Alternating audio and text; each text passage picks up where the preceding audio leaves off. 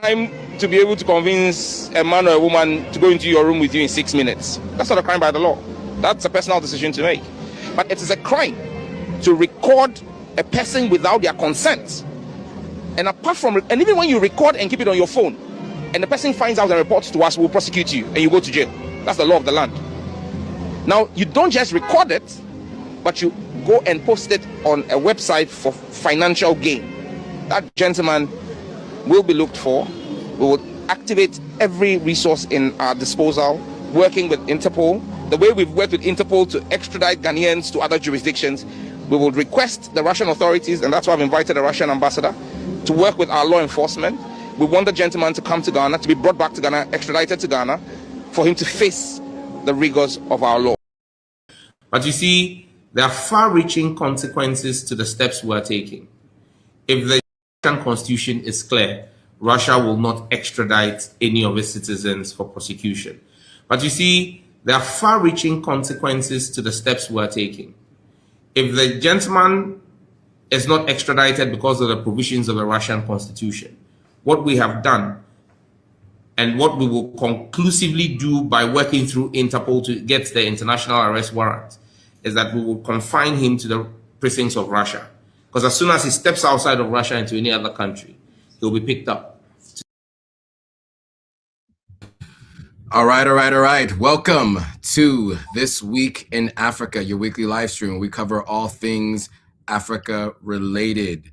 As you can see, the Russian predator has been exposed. His identity has been confirmed, and the man who has been known to be secretly filming African women has been identified. Sorry, that's him there. As you heard there are some difficulties with potentially getting him back into the country. And so we will do our best to tell the story for all of you. And there are many other stories from around the continent, but many of you are interested in this. So we wanted to make sure you guys are up to speed. So before we get into today's stories, we start with introductions. I'll turn it over to my co-host before I introduce myself. Hello, everybody. My name is Gloria Ayo. I am the creator of Diaspora Station, and I joined Joe weekly to talk about issues affecting our continent, and very happy to be back. Hi, Joe. Hey, welcome back. Of course, welcome back every week. We're here. So happy to have you here. And of course, I'm Joe Hatagwa. I am the founder and CEO of Authentic African Media. Our goal is to help people do one of three things: visit, move, and invest in the continent of Africa. Of course, if you're planning to do one of those three things, it's important to know about what's happening on the continent in somewhere you are looking to either visit, move, or invest in. And so we want to make sure that you guys are aware of the news of the day. And so that is why we do this live stream weekly. I also do my best to try to connect people on the continent with those in the diaspora, and those in the diaspora looking for products and services. I do guide people to those things. So back to the headline story. For whatever reason, it took a while, but we finally got the identity of the Russian man who leaked videos of Ghanaian women, and his name is here, Lyukov.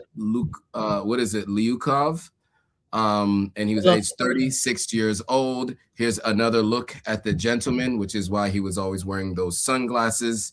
But this is the man who was recording women as they were unaware. So before we get into the video describing exactly what happened, for those of you who are not aware of the story, let me just give you some background. So there basically was a cross-border sexual exploitation investigation, and it's ongoing in Africa, involving a Russian national accused of secretly filming sexual encounters with women in Ghana and in Kenya, and sharing that footage online without consent. The suspect himself is a self-described pickup artist, quote unquote. He's 36 years old. He allegedly used a camera equipped with sunglasses for the recordings. use camera-equipped sunglasses for the recording. So Ghanaian authorities have taken the more bolder steps than Kenyan authorities as of today, stressing that despite his likely departure from the country, it seems like he is already back in Russia. The Ghanaian authorities are preparing international legal steps and may seek assistance from Russia, as you heard in that video before. So we'll play a little bit of this video so you guys get a little bit more of an idea of what the allegations are and what actually happened, because I don't know if all of you are aware of the details of this story. And so we want to make sure that we give you that background before we give you our thoughts and feelings on the matter. So let me pull up this video here.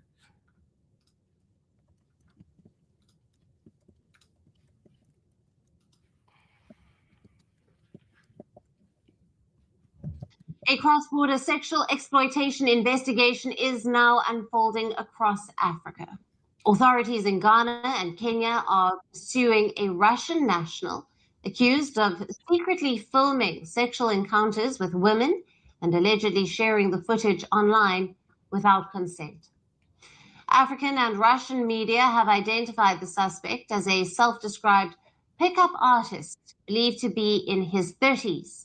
The suspect is believed to have used camera-equipped sunglasses, though authorities have not officially confirmed the details. Now, reports say that he traveled to Ghana, where he allegedly recorded sexual encounters with women. Some of that footage was later reported to have circulated on social media. Ghanaian officials say that the suspect has likely already left the country, but they stress that departure does not mean that he is beyond reach. Authorities say they are preparing international legal steps and may request assistance from Russia in this matter. That gentleman will be looked for. We will activate every resource at our disposal, working with Interpol. So there is the story. Lots of layers to this story and this topic. And let me just say, before I turn it over to you, Gloria, there's been a lot of chatter about this, right? Around the continent and around the world. I've had many folks reaching out to me about this story, people living in Ghana and people living around West Africa and people that I know who spend a lot of time in Kenya. But Gloria, your thoughts on this story and all the details that are now unfolding.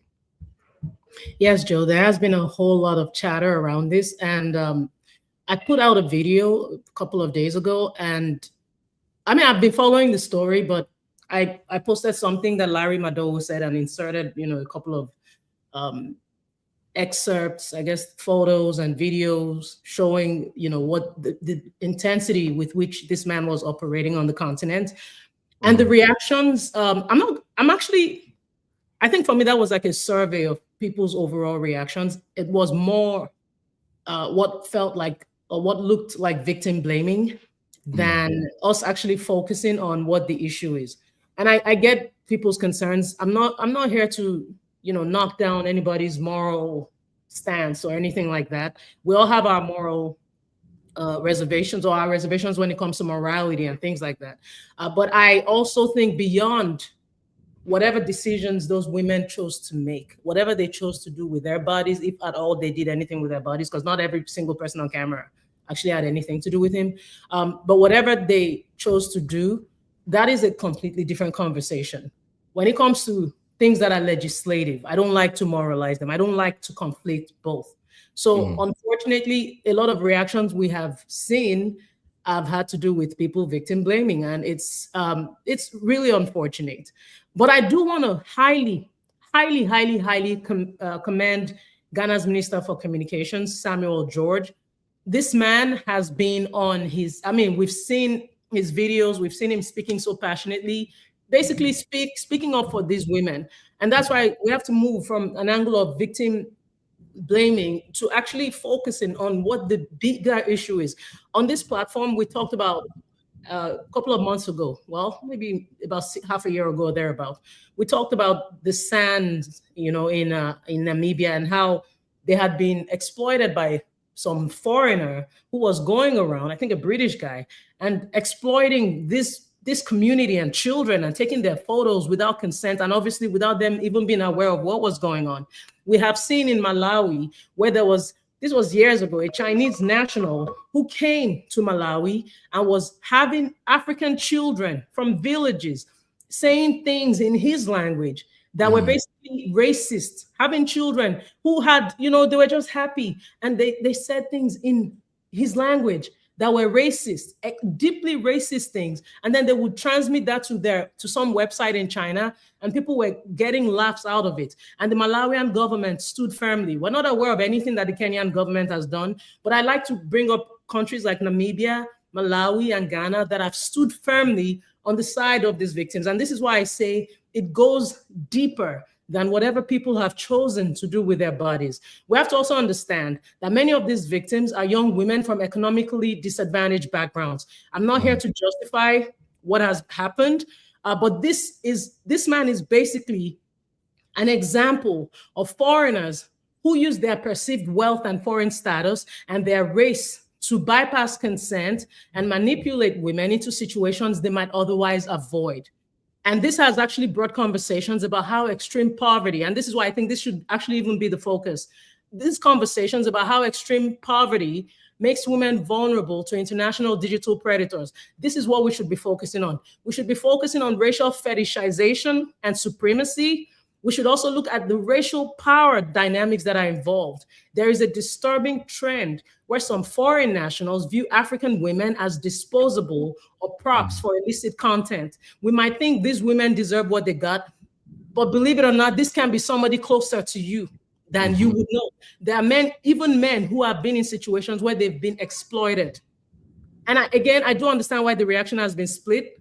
And some are calling for at least the Ghanaian government, they're calling for the suspect's extradition and trial. This darker side of the internet, again, engaging in victim blaming, criticizing their women for their proximity to the foreigner. There is some truth to it, because the truth is there are some, people, I've seen it personally, and when we white worship.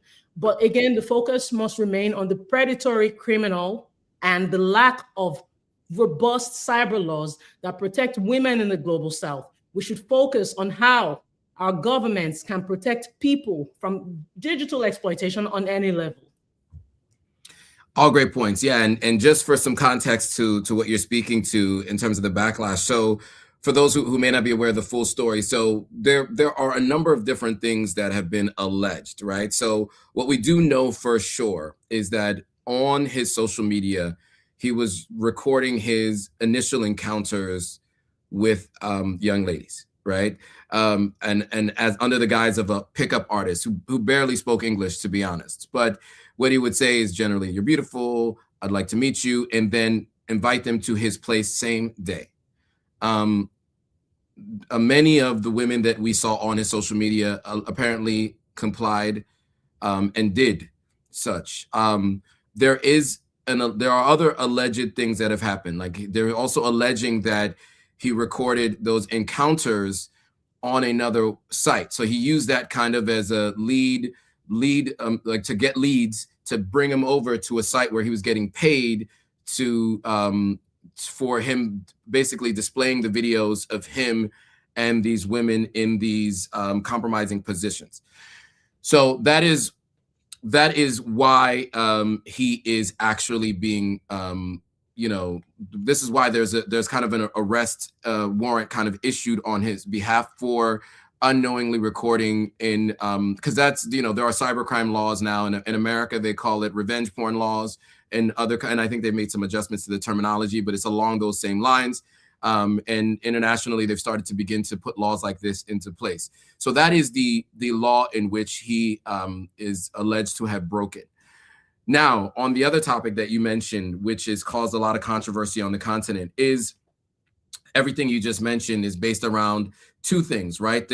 So in Kenya, apparently, and this is not across all Kenyan women, but there's this terminology called mzungu, which is what they call people of European descent there in Kenya.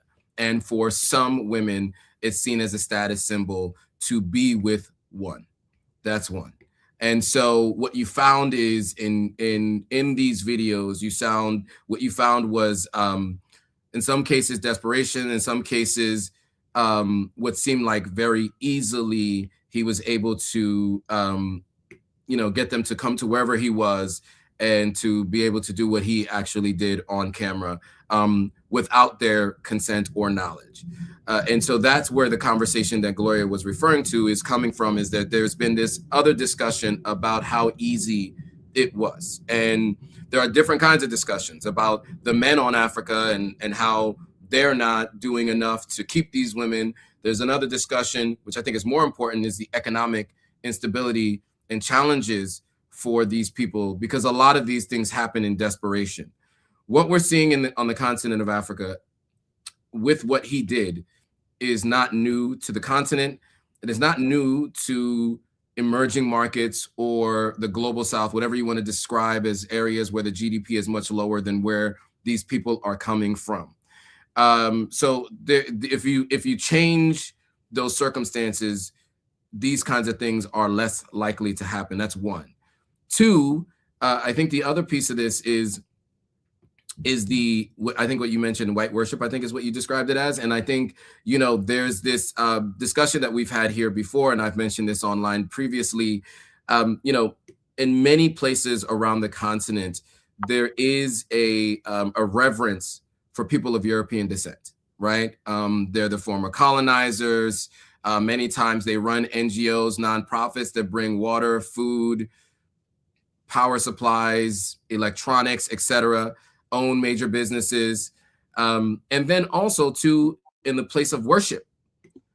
Many people who are on the continent are Christians, and even those who aren't Christians and practice Islam also agree that Jesus was a prophet, right? Just in general, in terms of belief systems. Now, let's look at who he looks like in these households, right? So if you're in a Christian household, you're going to have a European-looking Jesus in a photo, generally above a master bedroom somewhere, or near in a place of prominence in the house. Because this is a very religious household, and many of the households are, and that is what they believe. So if your Lord and Savior is of European descent, people who are bringing food and supplies of European descent, people who told you they civilized you are of European descent, you are going to hold them in higher regard. And it also, coupled with economic circumstances, will lead to people acting this way. It really is unfortunate, because I think the conversations aren't like this. Yeah. The conversations are mostly conversations around all the things that are talking about what actually happened instead of the symptoms and how to solve the symptoms, right? We need to really talk about pathways to ensure that these kinds of things don't continue to happen, because this isn't the first time and it won't be the last time that something like this happens. So I'm glad to see the Kenyan government working with Interpol to see if they can make sure that no matter where he leaves Russia to go to, he is arrested. Kenya, right? or Ghana?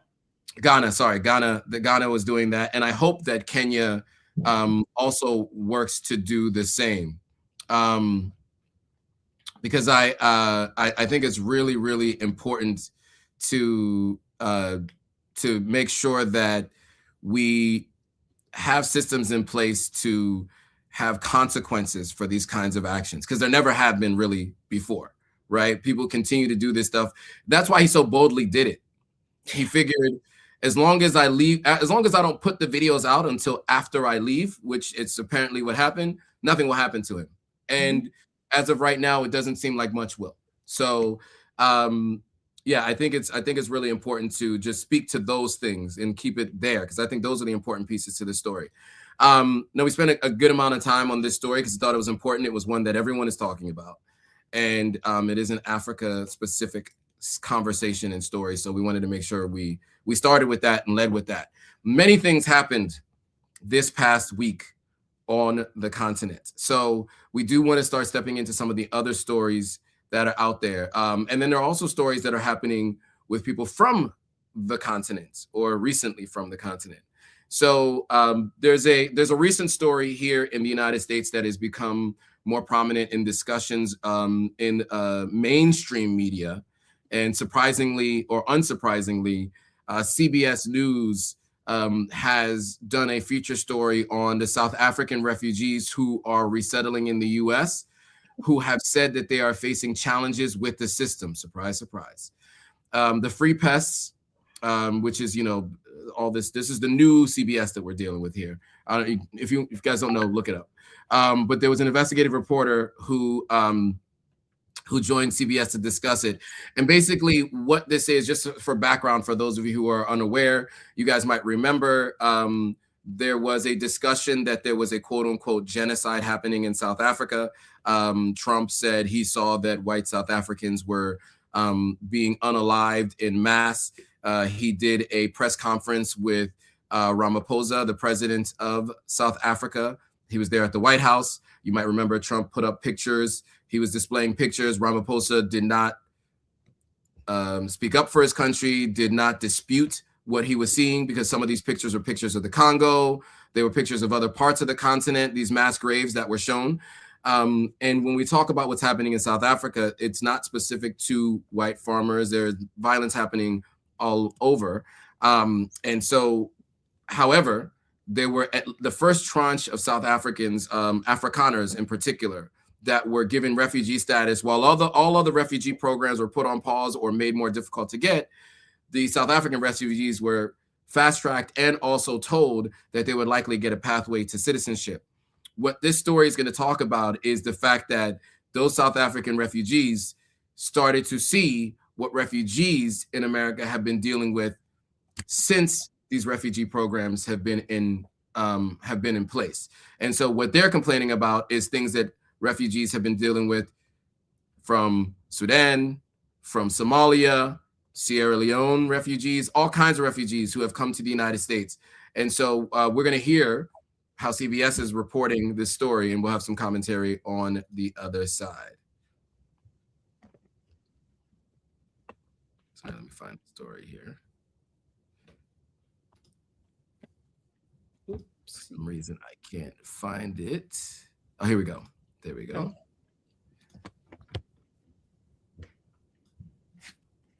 Welcome back. You may recall last year we reported on the Trump administration's decision to limit the number of refugees entering the United States. That number was set at 7,500, a significant cut from the Biden era. In addition, the administration is prioritizing white South Africans for admission, a group it says faces persecution at home, something the South African government disputes. Well, now an investigation from the Free Press shows many of those white South Africans, also known as Afrikaners, are barely scraping by because of what they say are failures in U.S. government systems. Madeline Rowley is an investigative reporter for the Free Press, and she joins us now from Virginia to talk about this. And we should note the Free Press and CBS News share a parent company in Paramount Skydance. Madeline, good morning. Talk to us about the conditions some of these refugees say they are experiencing, because the administration made it seem as if they were being prioritized. They are a special group. Good morning. Thanks so much for having me on. Yes, I spoke to 10 South African refugees who told me that, they came to the U.S. hoping for a better life, a better situation, just as other refugees. And the government contracts with 7 refugee resettlement agencies that are paid hundreds of millions of dollars per year to provide safe, sanitary, and affordable housing. And unfortunately, what I heard from these Afrikaner refugees is that they're spending weeks in motels in unsafe areas. They're being offered housing that is full of mold, apartments that are full of mold in expensive areas. So each refugee is allotted $2,000, and all of that has been going to rent. So they're really left with nothing. And these agencies are supposed to help them apply to jobs, obtain temporary benefits such as SNAP and Medicaid, and basically other people from the community, like neighbors, are having to step in because they just, in some cases, can't even get a hold of their resettlement agencies. And Madeline, what jumps out to me about what you're saying is we have this almost split screen between what you're describing their life is like now and how they looked in May of 2025 when they were being welcomed here. They were holding American flags. They had smiles on their faces. When you asked refugee groups about these issues with the resettlement process, what are they telling you? How common is this? I'll leave it here, but because this is a long video. But your thoughts, Gloria, on one, the mainstream media, CBS and the Free Press, deciding to do a story on these refugees, but never sharing how this has been for other refugees. Your thoughts, and also the story itself. I was going to say, I'm heading to the grocery store. Would you like anything? You know how people write that in the comments when they're like, yeah, anyway, does anybody, what's everybody having for lunch? Let's talk about other things. But anyway, it's just so ironic. And, you know, we cannot reiterate enough how Black pain or Black inconvenience constantly gets minimized in the eyes of these people, the empire, you know. This is a group of people who basically helped to make the US asylum system a geopolitical tool. They helped the US reward a specific demographic while arguably leaving those in more traditional life-threatening peril around the world, not just South Africa, with fewer avenues for safety. And of course, all this with the help of Elon Musk, who used this public platform and AI tools to mainstream this false claim.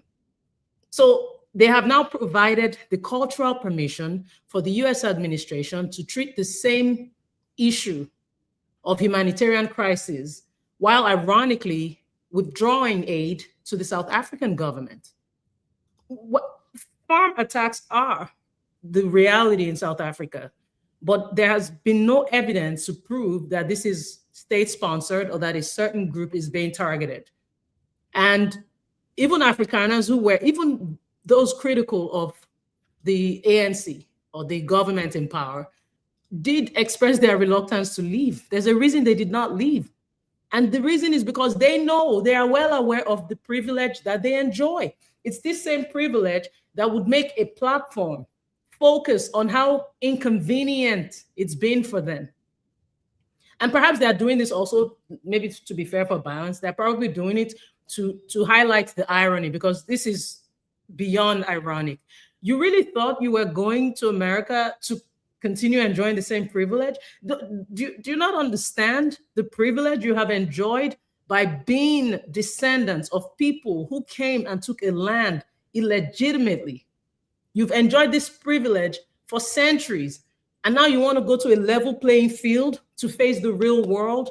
Well, cry me a river, and welcome to the same systemic issues that people from other races have been fighting for many years, for centuries. So I don't want to hear about it. Again, I would like to give them the benefit of the doubt and assume that they're highlighting it just to show us the irony of what ended up happening to them.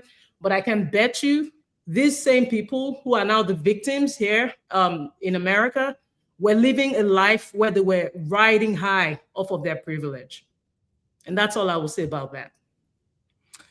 Yeah, I think you said it all. I think the only thing I'll add is, you know, look, I think the good thing is that it's highlighting the conditions that refugees go through, right? And it you can juxtapose that with the rhetoric for how they are described, right? Because if you hear how people describe in this current administration, how they describe other types of refugees, you know, I think that this is really important to you know, show what refugees actually go through, right? And so, you know, look, I'm of two minds with this, right? Because it's like, you know, there are refugees in this country that are in public office who are called all kinds of names all the time by this administration, some in Minnesota and elsewhere. I'll just leave it at that. And then there are others who go under the radar, never have heard from, never known what their situation has been. And I think this does highlight that. I don't know if it means that any change will happen, but maybe it will. You know, what we find is when people who look like them go through something, they tend to want to make changes about it, right? When it's not an otherized other group, they tend to want to make some changes. So what these Afrikaners have been dealing with, hopefully, shines a light on what refugees have been dealing with for, you know, decades, and does lead to change in the conditions that refugees are feeling and go through. All right, so moving on to back to the continent and to Burkina Faso, So there have been some acknowledgement by Burkina Faso's military government that there's been a series of terrorist attacks in the north and east, resulting in at least 20 fatalities over a 4-day span.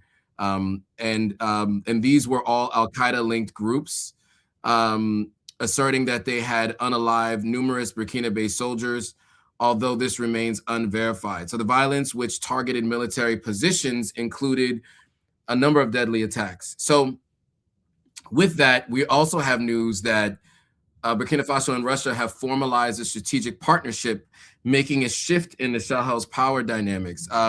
So Moscow, in Moscow, the country signed an agreement to replace the previous cooperation framework, emphasizing a new phase with a focus on security and military cooperation against terrorism. Additionally, they aim to enhance economic ties through a new intergovernmental commission led by Russia's energy minister, signaling intent to deepen economic presence. So this partnership also includes collaboration in media, they say, to counter Western disinformation, and the agreement reflects a broader geopolitical realignment influencing the region's future. So we're going to play a video on the strategic alignment, and we will have some commentary on the other side.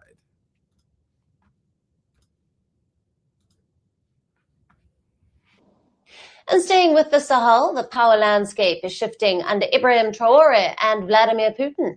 As Western influence recedes across parts of the region, Russia is expanding its footprint.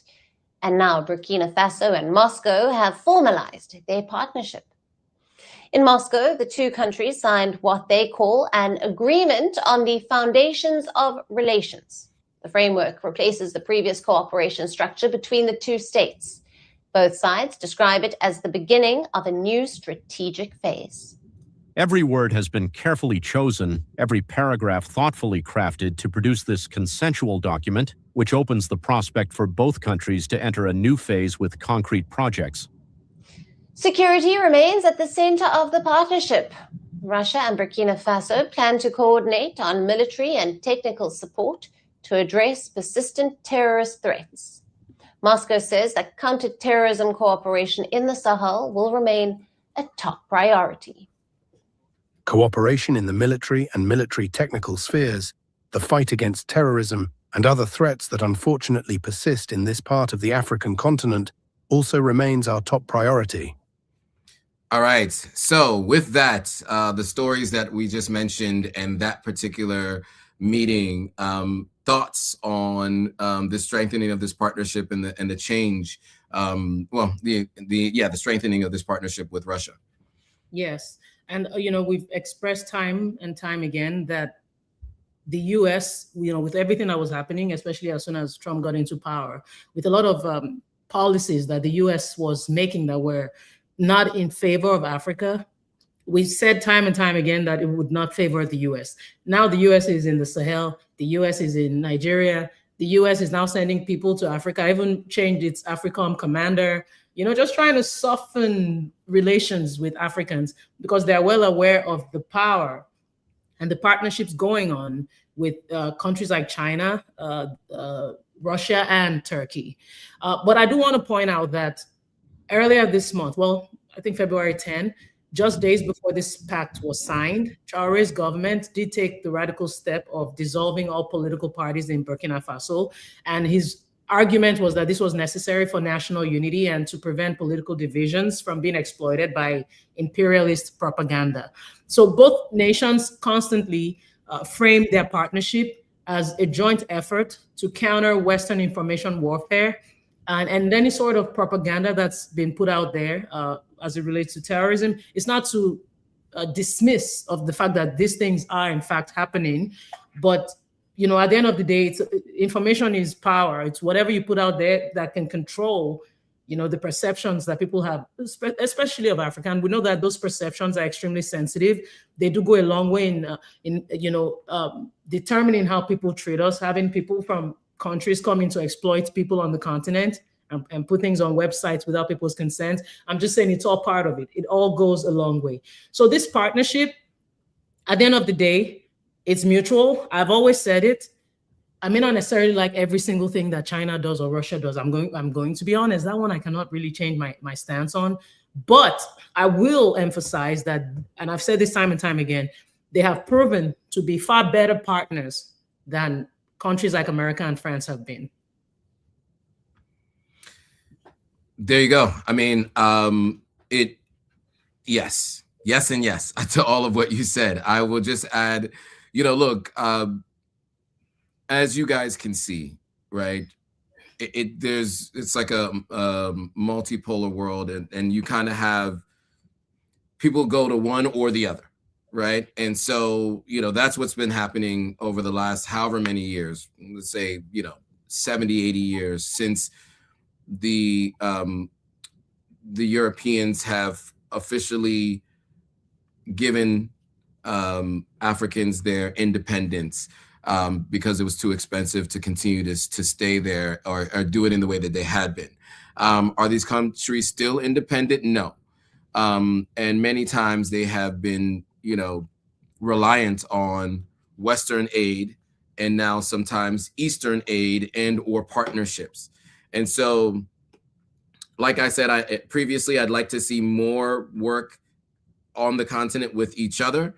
However, I think it is important to state that these terrorist groups have outside funding and outside weaponry, right? From many times stolen oil money throughout, I guess what people would say is now East Asia, right? So we're talking about some of these, what people would formerly call the Middle East, right? And so and speaking specifically about terrorist groups that are there, funding terrorist groups on the continent, not necessarily, well, sometimes governments as well.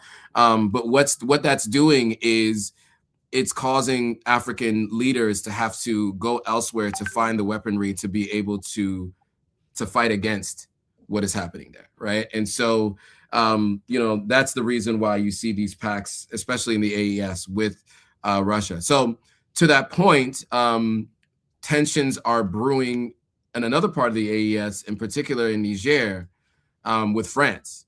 And, the relations between Niger and its former colonial ruler, France, have nosedived since 2023. And that changed over to Tchiani's rule in the country. He obviously pivoted away from Western's security alliance, accusing Paris and France of destabilization and sponsoring mercenaries. That's one of the things that we've heard a lot from the AES, is that they accuse France of sponsoring these mercenary and terrorist groups a lot of times who commit attacks on the government's military. So tensions hit a new peak this week as Niger's presidential chief of staff called citizens to prepare for what he said is a war with France, a move that Paris dismissed as information warfare. And obviously, of course, the fallout extends beyond just rhetoric into potential high-stakes battle over resources and nationalism. And we will have to see. I mean, it may have been a war on prepare for war for our resources, but also, it could be prepare for war in general. And so hopefully it doesn't get to that point, but we'll play a video to speak to exactly what was said, and we'll have some commentary on the other side.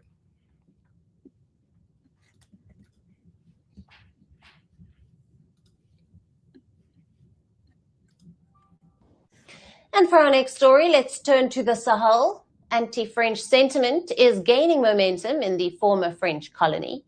We are talking about Niger. Now, tensions between the two nations have been running high since the junta took over in 2023. Now, the junta is led by General Abdourahmane Tiani, and he was officially declared the president in March of last year. And it has constantly accused Paris of trying to destabilize the country. And now, one of the members of the junta took things a notch further. Tiani's chief of staff, Amadou Ibro, has asked the people of Niger to prepare for a war with France. Know this, we are going to enter into war with France. We were not at war. It's now that we're going to war with France. Now, he made these comments at a rally earlier this week. The crowd was full of young people, and they cheered and chanted anti-French slogans. And what has been France's reaction to this? Now, Paris has denied the allegations and has rejected the possibility of French intervention in Niger. Thoughts, Gloria, on what's happening with Niger and France at the moment? That's some heavy claim or some heavy declaration. You know, the fact that they're declaring that France is preparing to fight a war in Niger because Paris allegedly blames the Nigerian transition for what's been going on in France. For those who aren't aware, France has not been the same since they got kicked out of some countries on the continent, which has proven the fact we have made for many years that France and other countries that claim that they're first world or whatever their claims are profiting off of the continent. And it's not been a fair partnership. Back to the conversation around partnership, it's left the people hugely disadvantaged, of course, with no help from our own leaders, because at the end of the day, they're the ones at the gate who let these people come in to exploit the people. And this is why we do not keep our criticisms just for foreign governments that have done our continent dirty. We also criticize our own governments who do not have the best interests of the people at heart. And when we talk about military rule, Joe and I have talked time and time again about how, you know, it's the world has gone, or at least the continent has gone from being so afraid of the military to embracing the military. There are countries on the continent that, and I don't know if it's a fortunate or unfortunate thing, I guess it depends on your perspective, but there are countries on the continent where citizens will literally go to the streets and jump for joy if the military took over the so-called civilian government that has failed the people. So now you see why Nigerians are in support of their government, and that's why their government can come out and say, hey, France is planning XYZ, be prepared. At the end of the day, it's about their resources. We know the junta has moved to nationalizing the local operations of the French nuclear giant Orano, and Nigerian officials have frequently pointed to the disparity where Niger's uranium powers 70% of France's electricity, but 80% of Nigerians live without power.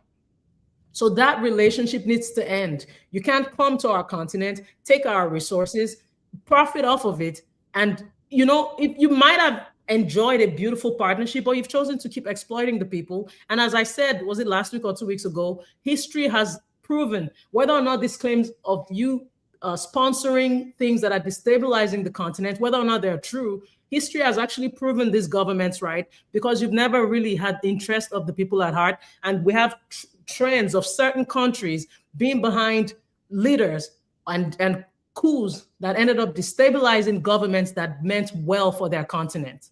So yes, welcome to 2026, I guess. Yeah.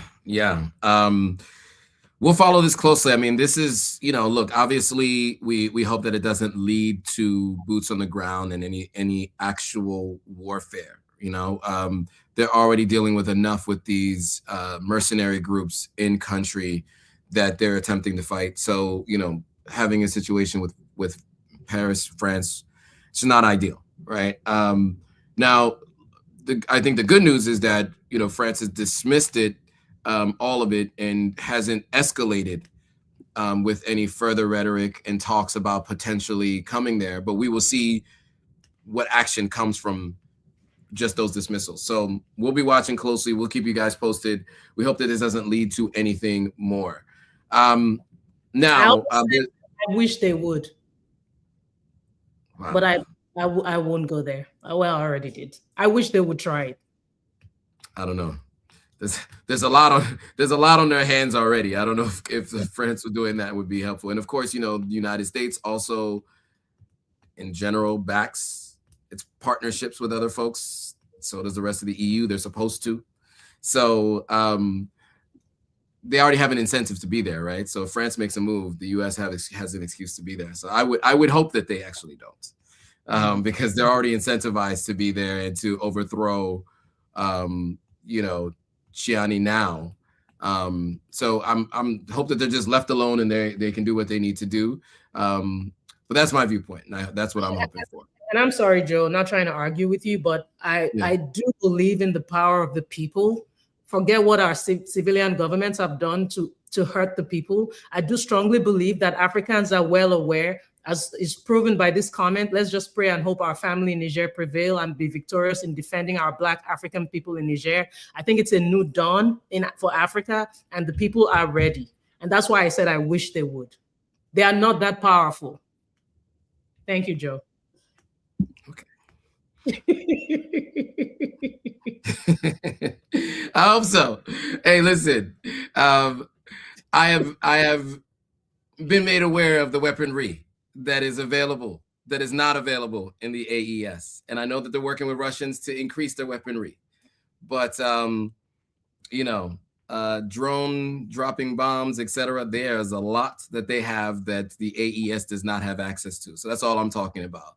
And so that's what I'm concerned with, because, you know, we know that U.S. in many instances, if gets involved, does not care about civilian casualties. And so there'll be many loss of life. And the ability to strike back can only happen within country. They wouldn't be able to strike back anywhere else, which of course I don't want it to happen here anyway. But what I'm saying is, just looking at the military might, I don't know. Look, I think our people are powerful, right, and strong, but there are also limits to the weaponry, right? And we also have China and Russia and Turkey. But that's a fair concern. Let's see if they would step in. Right? I'm not sure that they would. You're right.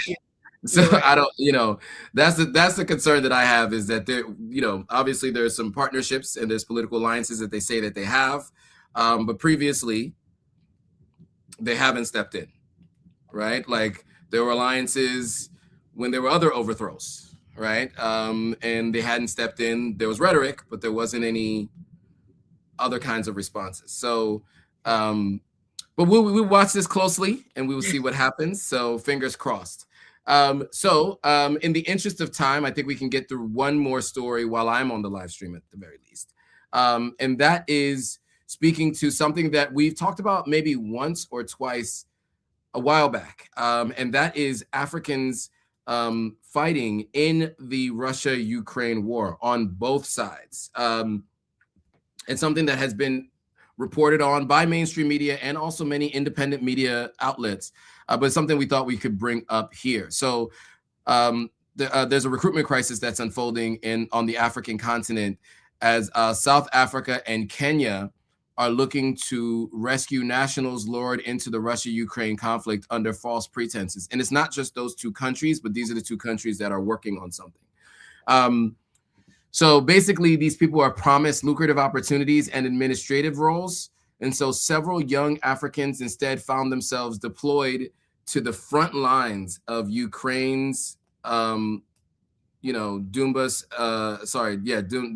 and working in drone factories.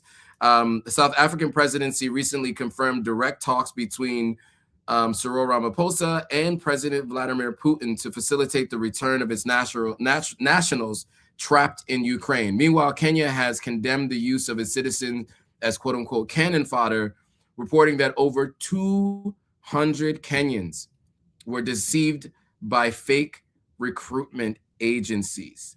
So we will watch this video and have some commentary on the other side.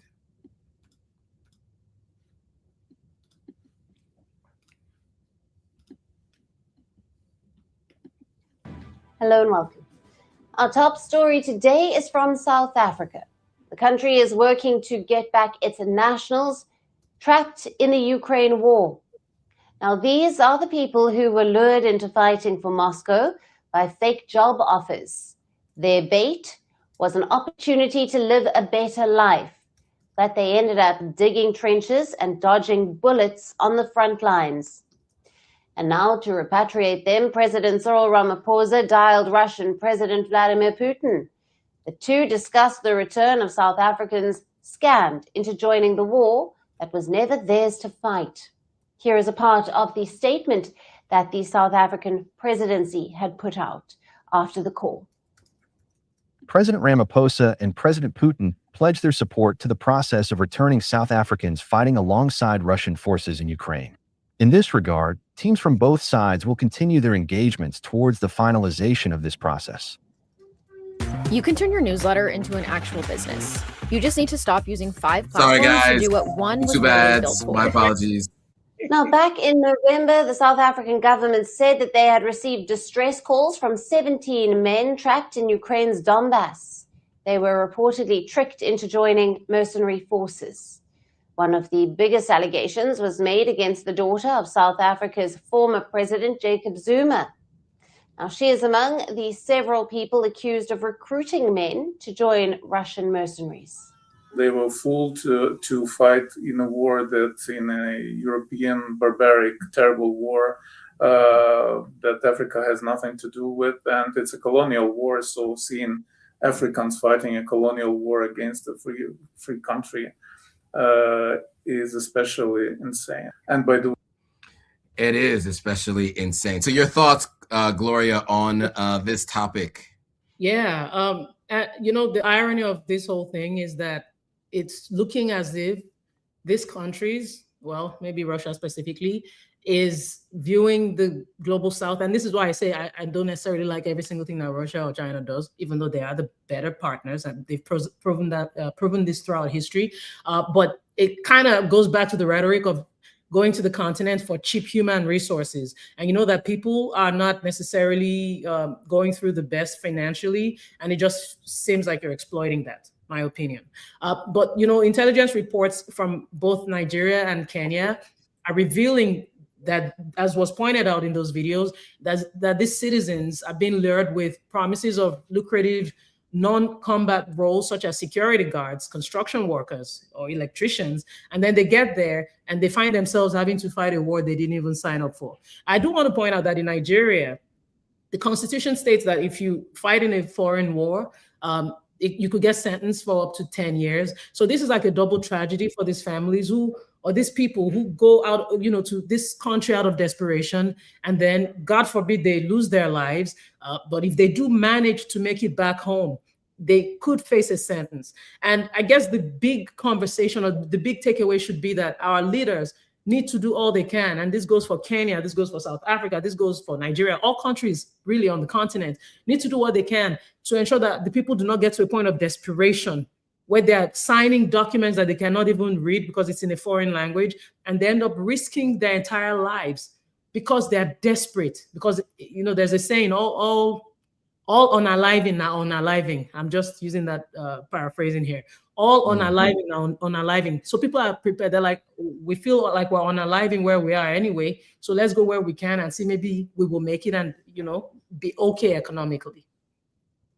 Yeah, and I'll say too, you know, what I found is, you know, I've gone to career fairs and conferences where universities and jobs are being offered, and many times they are offered by those in the Far East, right? So you'll find that there are, you know, scholarships offered for Russia and Ukraine. And prior to 2014, with the annexing of Crimea and the further you know, escalations that have happened over the last couple of years, both of those countries were countries where people would go to get educations because it's far cheaper and more, and also accepted generally by other parts of the world, right? So many times if you get, you know, you become a doctor on the continent of Africa, it's not always accepted when you travel somewhere else to be able to practice medicine.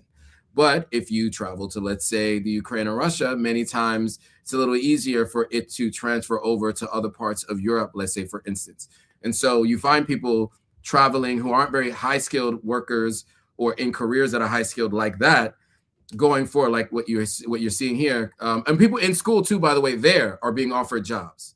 So this is speaking to people who are leaving to go there, but people who are already there are being offered jobs. And there's been stories this entire time, throughout this entire conflict, where both sides, people have been recruited and unalived as part of this war. You know, really, really important to talk about this because I think it's not talked about enough on the continent, and sorry, my computer froze, not talked about enough on the continent, or even in the mainstream media here outside of the continent and in the diaspora. So we wanted to make sure we called out that story so people were aware, because I don't know how many of you were aware of this, but it's something that has been happening in a reason that has nothing to do with those who are going to fight for these.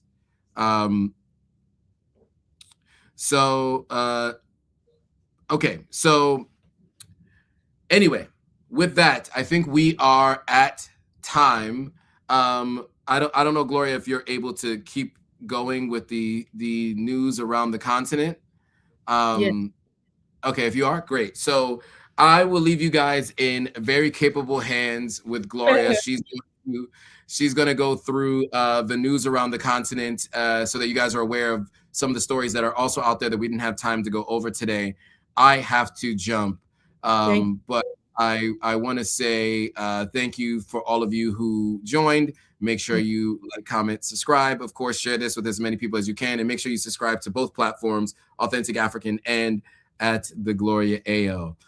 So thanks, Gloria, and thank you all for watching. Thank you. Guys. Bye. Thank Bye, you guys. so much, Joe. All right, see you soon. Okay, I'm just going to start with this. I think there's some stories we didn't get to cover that we really wanted to go, into. And this has to do with Xi Jinping. So if you're not aware, China is actually proposing a 0% tariff deal with Africa. And as we know, Trump is having aggressive he's made aggressive tariff moves, really unrealistic, unfavorable tariffs on the African continent. And that hasn't helped, obviously it's not helped the continent economically. And now Xi is actually striking with zero tariff. And, it goes back to the point I've always made about better partners, whether or not you like China or Russia. You can't argue with the fact that if you were to compare, they've proven, at least on the surface, to be far better partners than certain countries have proven. Another story, Ramaphosa, Meloni of Italy, and Guterres have warned against Africa resource exploitation. I don't know if you saw the video, the comment that Marco Rubio made recently about, some people interpreted that as, him co-signing neocolonialism and endorsing things that have not helped the Black race in general, not even just the African continent or immigrants throughout the world. So in light of all this, you've had people speaking against the resource exploitation that is going on the continent, and I just find it very ironic that comments like this would be made. Meanwhile, there is something, comments like what Marco Rubio made would be made when things are still going on in Africa. Don't let anyone fool you. We're still being colonized as a continent. Congo is a great example. Sudan is another example. So these things are ongoing. Now, there's something going on in Guinea-Bissau that has to do with a vaccine trial controversy. The WHO has actually, shared its own concerns around, basically it's a US-funded hepatitis B vaccine trial that's going on in Guinea-Bissau, where they're trying to use children as, I guess, guinea pig for these trials. And the WHO is concerned, well, they're coming from an angle of, well, because they're going to have to delay certain vaccines that are necessary for, infants that are coming into the world. So they think it's actually really risky for these children. And I think beyond all of that, people are outraged and speaking up against this. We're just bringing this to your attention in case you're not aware of it, of how highly unethical it is. We're tired of Africans being used as guinea pigs. How much more children, infants that come into the world, and then you want to test something on them. So yeah, that is going on in Guinea-Bissau. Please feel free to research more on that. Nigeria jailed Chinese nationals for cybercrime. So yeah, 2 Chinese nationals got in trouble because they were accused of a recurring issue of cybercrime. And yeah, that's, I guess kudos to the Nigerian government for doing that. And more importantly, we hope that any, cybercrime beyond these nationals that's happening in the country can also be tackled. Mali has renewed Barrick's mining license. There was a whole thing going on with Barrick, but just FYI, that license has been renewed. But possibly under new terms. So again, while I would prefer that we're self-sufficient as a continent, if people must come from the outside, the partnership has to be fair. It has to reflect in the lives of the people, because if it's only empowering your people or if it's only favoring your people, then we don't want it. Okay, it has to be on our terms. We own the resources. We don't need you, really, if we really think about it. There's been a video that's been going viral of Kenyans fighting for Israel. This one is extremely controversial. We know Nigerians have also, there have also been videos that have been trending fighting for Israel. And of course, people have criticized them for supporting, a country that's done certain things to Palestine, done awful things really to Palestinians. But I think for me, it's again the conversation of, okay, you have the energy. Are you also going to fight for Sudan? Are you also going to fight for Congo? Because just to reiterate, we do not have enough people fighting on their behalf. And speaking of fighting, there's something going on in Nigeria that I would like to draw your attention to. Back to Nigeria. There's a protest. There's been a protest. To just simplify it, some Nigerians are protesting the government's move to revert to manual election result transmission. And even opposition figures have joined the demonstrations. And the reason that went viral and why people kept protesting was because the 2023 election was extremely controversial, where people feel that the government rigged its way into power. Some people feel that way. And it's like now you're saying that the election coming up in 2027 should, revert to manual transmission. And just FYI, Nigeria spent billions of naira to get those electronic transmissions in place, and suddenly you're concerned about network. But after all the outcry, the government said, okay, you know what?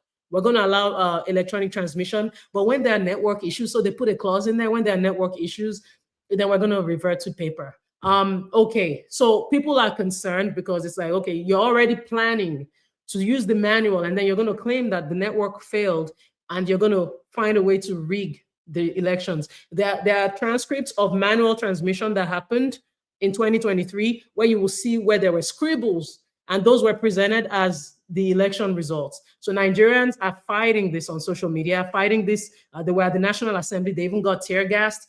They're fighting this because they're concerned that basically the government is getting ready, according to them, to rig the election in 2027. There was a workers' strike in Kenya, moving on to Kenya, that caused some kind of disruption at the airport. But from what I think the last update I got on that, they've had a conversation where they've, I guess, agreed to certain things, and it seems that has cooled off for now. But that's it. That's basically news throughout Africa. Please feel free to research everything that I've shared with you if you want more information on it. But we thank you all so much. God bless you all. Well, or whatever you believe in, for tuning in. And we hope to see you soon. I am at the Gloria Ayo on all social media platforms. And Joe, of course, is authentic_African everywhere else except X. On X, he's simply Authentic African. All right. I hope I didn't mix up the social handles, but if you search for him, you'll find him. He's extremely popular.